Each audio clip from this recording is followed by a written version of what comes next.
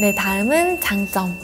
장점 같은 경우에는 제가 병원을 나와보니까 이게 진짜 장점이었구나 라고 느꼈던 부분인데요. 가장 컸던 게 체계적인 구조예요. 제가 병원에 일을 할 때 저희 병원은 팀 간호 체제였는데 내 팀만 내가 딱 간호를 하면은 다른 부분에 대해서는 신경 쓸 필요가 없다는 점이 가장 큰 장점이었고요. 사실 일을 할 땐 그게 되게 스트레스였어요. 인계를 주고받아야 한다는 점이 내가 내 근무 시간 동안에 이 일을 다 끝내지 못했을 때 다음 선생님한테 주는 게 너무 스트레스고, 또 인계를 받았을 때 똥 받았다 막 이런 말을 진짜 많이 하는데, 와, 이렇게 일을 아직 안 돼 있는데 내가 이거를 다 해결을 해야 되나 막 이런 생각도 들고, 받다 보면 막 화가 나요. 그래서 이제 그런 부분들이 진짜 일할 때는 너무 힘들다 이랬는데, 실제로 나와 보니까 정말 내 일만 딱 해놓으면은 사실은 인계 다 줬으니까 전 갈게요 하고 딱 가면 되거든요. 그게 진짜 좋았다고 생각을 했었고요. 그리고 그것 때문에 또 관련된 게, 무슨 일이 생겼을 때 보안팀을 부른다거나 법무팀을 부른다거나 하는 게 진짜 많아요. 근데 이게 다른 작은 병원에 나와보니까 금전적인 문제나 뭐 여러 가지 컴플레인이 발생을 했을 때 대부분 다 내가 해결을 해야 되는 거예요. 근데 실제로 큰 병원에 있을 때에는 환자가 조금만 폭력적으로 뭔가 나온 것 같으면 바로 보안팀 부르고, 예를 들어 나 여기가 뭔가 시술에 마음에 안 들어요 라고 하면은 바로 법무팀 부르고, 이렇게 했기 때문에 그런 체계적인 게 일을 할 땐 되게 편했던 것 같고요. 그리고 월급 같은 경우에도 공평하다고 쓴 게, 제가 일한 만큼 월급이 나와요. 야간 시간에 근무를 했다 그러면 알아서 나이트 수당이 나오고, 이런 부분들이 좀 편했던 것 같고요. 뭐 복지도 아무래도 많기 때문에 그런 부분도 좋았던 것 같아요. 그리고 다음은 상담실장. 상담실장 같은 경우에는 제가 정말 크게 장점으로 느꼈던 부분은, 저는 진짜 뭐 시술이나 피부나 예뻐지는 거 이런 거에 대해서 관심이 정말 많아요. 그래서 이런 거를 가장 누구보다 발빠르게 알 수 있다는 점도 정말 좋았고요. 내가 궁금했던 거를 조금 더 할인된 가격이나 빨리 해볼 수 있다는 점이 저는 진짜 좋았던 것 같아요. 같은 급여를 받는다는 조건 하에 간호사와 상담실장 중 어느 직업을 선택하실 건가요? 저는 그거는 무조건 상담실장일 것 같아요. 왜냐면은 제가 직업을 선택하고 이직한 이유도 그랬지만, 3교대라는 게 저에게는 정말 너무 힘들었고, 그리고 상근직이라는 장점이 저한테는 되게 크게 작용을 해요. 남들 쉴 때 쉴 수 있다라는 게 일을 할 때는 잘 몰랐는데, 그렇게 쉬고 나니까 진짜 이게 좋은 거구나, 이래서 공무원을 되게 선호하는 거구나 라는 생각도 되게 많이 했었기 때문에, 저 같은 경우에는 3교대를 싫어해서 상담실장을 선택할 것 같습니다. 상담실장은 인센을 받는다고 하셨는데, 인센의 조건은 어떻게 되나요? 인센의 조건 같은 경우에는 병원마다 다 다른데, 보통은 이 인센을 받는 그 급여 테이블이 있어요. 인센 테이블이. 그래서 그거에 따라 받는데, 뭐 총 매출의 몇 프로를 받는다 이렇게 된다거나, 혹은 본인이 상담했던 그런 환자에 대한 인센의 몇 프로를 받는다라거나, 이런 식으로 병원마다 좀 다르게 구성이 되어 있는 것 같아요. 그럼 실제 가장 많은 인센을 받은 상담실장은 얼마나 받았는지 궁금해요. 저도 물론 모든 분들의 인센이나 이런 급여를 알진 않기 때문에 정확하게는 모르지만, 당연히 억대 연봉도 있다고 알고 있고요. 그리고 실제로 저 같은 경우에도 대학병원에서 받았던 것보다 월급여를 더 받은 날들도 많았기 때문에 이거는 진짜 완전 개인의 능력이지 않을까라고 생각이 됩니다. 네, 마지막으로 단점. 간호사의 가장 큰 단점은 굉장히 아픈 분들하고 환자들하고 같이 있잖아요. 그러다 보니까 사후 간호를 할 일이 진짜 많아요.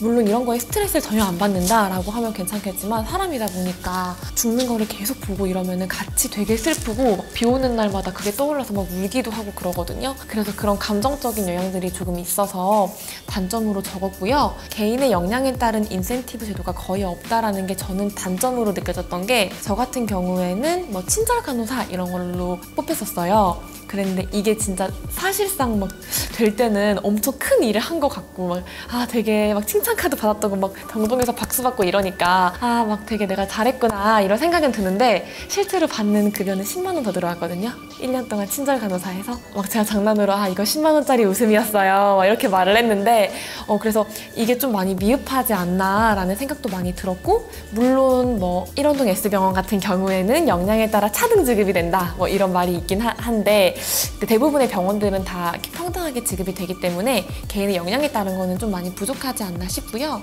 생리휴가가 있습니다. 분명히 있지만 이거는 본인의 의사에 따라 사용할 수는 없습니다. 왜냐하면 3교대잖아요. 3교대 이 스케줄이 한 달 전에 결정이 되고요. 그렇기 때문에 내가 오늘 아프니까 오늘 빠져야지 이게 없어요. 간호사는 아프면은 아픈 거를 참고 약을 하나 먹고 수액을 한 번 더 맞고 일을 합니다. 잠깐 가정의학과에 다녀오는 거는 괜찮아요. 그렇지만 일을 뺄 수는 없어요. 그렇기 때문에 생리휴가를 실제로 사용하는 경우는 거의 없었고요. 생리휴가 같은 경우에는 뭐 예를 들어 저희 병동에 이번 달 인력이 되게 많아요. 그러면 내가 원하지 않아도 저는 생리휴가를 계속 사용합니다. 그렇지만 이번 달은 인력이 되게 적네요. 저는 그러면은 원래 써야 하는 오프까지도 못 쓰고 일을 하게 되고요. 그래서 이렇게 다 결정이 돼서 내려오는 거기 때문에 마음대로 사용할 수 없다라는 점이고요.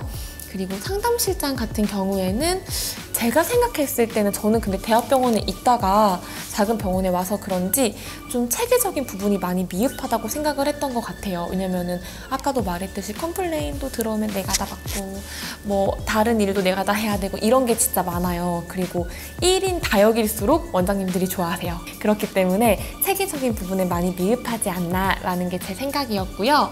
그리고 이거는 로컬로 이직을 고민하는 그 간호사 선생님들이 제일 많이 물어보는 질문이었는데 근데 로컬에서 하면은 진짜 거슬려서 못한다던데? 이런 말을 진짜 많이 하세요. 왜냐면 저희는 4년 동안 간호사 이제 학과에서 계속 배우는 것들이 대부분은 다 스테라일 해야 된다. 멸균적으로 해야 된다. 막 이런 것들이거든요. 가장 많이 물어보는 게 손은 언제 씻나요? 이게 이제 국가고시 질문인데 환자 접촉 전, 접촉 후 막 이렇게 해가지고 총 5가지가 있는데 이것도 계속 손 씻어야 되고 뭐 계속 뭔가를 해야 되기 때문에 깨끗해야 된다는 그런 압박감이 있거든요. 그렇기 때문에 처음 로컬에 딱 들어가면은 너무 더러운데 막 이런 생각이 들 수 있어요. 그렇지만 그것도 적응하면 괜찮아지기는 합니다. 좀 단점이 될 수는 있겠죠. 쉬는 날이나 복지가 비교적 제한적인 이 부분은 상담실장으로 일을 하게 되면은 아까 제가 체계적이 부족하다는 것도 약간 일맥상통한 부분인데 업무폰을 보통은 이렇게 받거든요. 그래서 이거를 집에 갈 때도 가져가고 환자가 뭐 언제 전화 올지 모르잖아요. 왜냐면 이거는 제 인생과 직결되는 부분도 있기 때문에 밤에 전화가 오는 경우들도 종종 있어요. 근무 시간이 아니라고 근데 내가 진짜 막 환자분 이거 하면 되게 좋을 것 같아요. 아니면 막 같이 친하게 지냈는데 지금 근무 시간 아니니까 전화하지 마세요 할 수는 없잖아요. 그럼 또 이게 되게 신뢰도가 떨어지고 친밀관계가 떨어지다 보니까 밤에도 막 전화를 받는다거나 뭐 아니면 내가 쉬는 날이지만 내 환자가 수술을 오늘 하고 싶대요. 그러면은 그냥 오늘 나갈게요 한다거나 이런 게 되게 많아요. 그래서 그런 부분에서는 조금 단점이지 않을까라고 생각해서 적었습니다. 혹시 소미 언니는 간호사 시절이나 상담실장으로 일할 때 의사에게 데이트 신청을 받으신 적이 있나요? 네, 있습니다.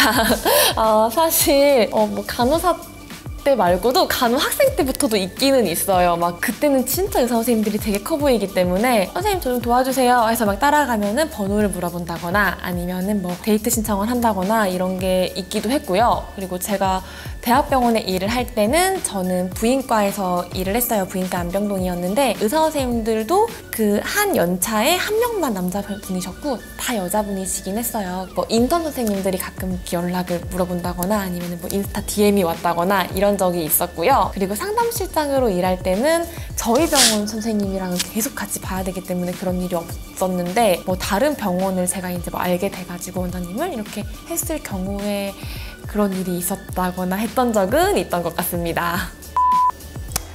자, 지금까지 간호사 대 상담실장 이렇게 해서 완전 제 경험을 바탕으로 주관적으로 해서 이렇게 정리를 해가지고 이야기를 해보았는데요. 물론 이 간호사가 제가 일했던 걸 바탕으로 적은 거기 때문에 빅5에만 너무 한정되어 있는 게 아닌가라는 생각도 조금 드실 수도 있을 것 같아요. 지극히 주관적이라는 점 참고해 주시면 좋을 것 같고요. 다음 영상에는 좀 더 유익하고 재미있는 내용으로 찾아오도록 하겠습니다. 안녕!